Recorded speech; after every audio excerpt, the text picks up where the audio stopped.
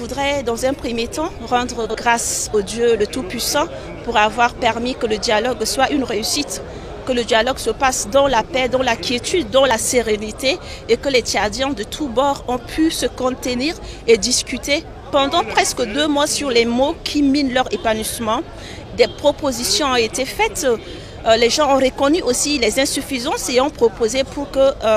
la nouvelle refondation soit meilleure et aussi basée sur l'aspiration du peuple tchadien. Je me réjouis aussi, pas seulement en tant que citoyenne, mais en tant que ministre en charge de la femme, parce que les femmes ont été vraiment au cœur de ces dialogues et les résolutions prennent aussi en compte les priorités et les aspirations de la femme tchadienne. Je souhaite de voir vivement toutes les recommandations être mises en œuvre, mais surtout de voir la femme tchadienne être au cœur de tous les organes de la transition, parce que nous croyons fortement que lorsque les femmes sont impliquées dans les postes de prise de décision, lorsque les femmes sont au cœur du développement, les politiques sont mieux menées vers le développement socio-économique du pays. Même la stabilité est plus durable, la sécurité et la paix aussi sont durables. Je souhaite de voir